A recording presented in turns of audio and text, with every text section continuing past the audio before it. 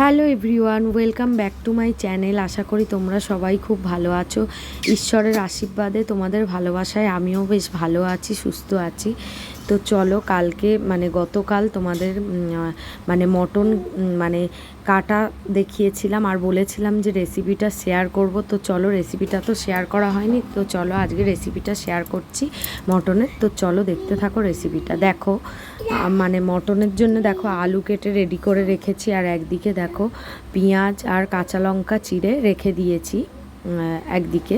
তো চলো, প্রথমে কড়াইতে দেখো একটু বেশি করে তেল দিয়ে দেখো আলুগুলোকে ভালো করে ভাজা ভাজা করে নিলাম। তার উপর দিয়ে দিলাম দেখো কেটে রাখা পেঁয়াজ আর কাঁচা লঙ্কা চেরাগুলো দিয়ে দেখো একটু বেশ কিছুক্ষণ ভালো করে দেখো ভেজে নেবো ফের। তো ভাজা ভাজা হয়ে যাওয়ার পরে দেখো, এটা যেহেতু মটন হচ্ছে, তো মটনটাকে একটুখানি ভালো করে করতে গেলে তো একটু আলু বলো, পেঁয়াজ বলো, মটন বলো, সমস্ত কিছুই একটু বেশিক্ষণ ধরে ভাজতে হবে। তো সেই মতনই দেখো পেঁয়াজটা একটু ভাজা ভাজা হয়ে যাওয়ার পরে দেখো দিয়ে দিচ্ছি, দেখো ধুয়ে রেখে দিয়েছিলাম মটনগুলো, কেটে ধুয়ে রেখে দিয়েছিলাম। তো মটনগুলোকে দেখো দিয়ে দিলাম। এবার দেখো মটনগুলোকে ফের বেশ কিছুক্ষণ দেখো একটুখানি ভেজে নেবো ভালো করে।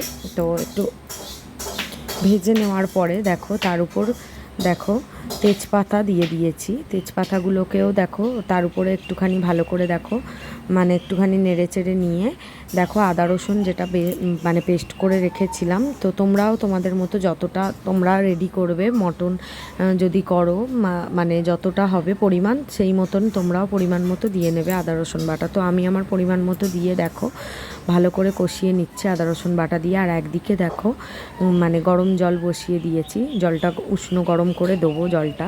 তো এবারে দেখো মশলাগুলো দিয়ে দিচ্ছি।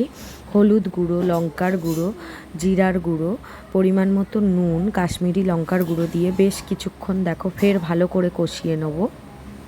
এবারে দেখো কিষানের টমেটো যে সস দিই, তো ওই সসটাও দেখো কিছুটা দিয়ে দিলাম পরিমাণ মতো, দিয়ে ফের একসঙ্গে ভালো করে দেখো কষিয়ে নিচ্ছি।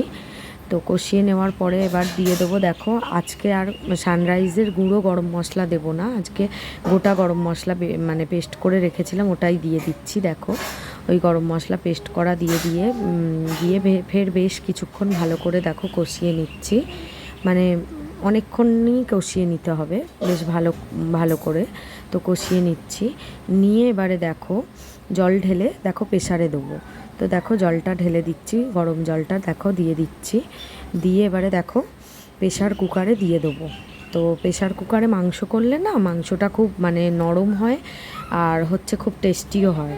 তো আমি মটন যখনই বানাই তখন প্রেসারেই বানাই। তো প্রেসারে মটন বানালে তো মাংসটা ভীষণ সফট হয় আর হচ্ছে খেতেও ভালো হয়। তো সেই জন্যে দেখো আমি ওই 8-10টা সিটি দিয়েছি, দিয়ে দেখো নামিয়ে নিচ্ছি। তো চলো দেখো হয়ে গেছে। দেখো এবার দেখো প্রেসার কুকার দেখো খুলে দেখো মাংসটা দেখো ঢেলে নেব। তো দেখো মাংস দেখো রেডি হয়ে গেছে। তো চলো দেখো রেডি, গরম গরম দেখো মাটন কষা।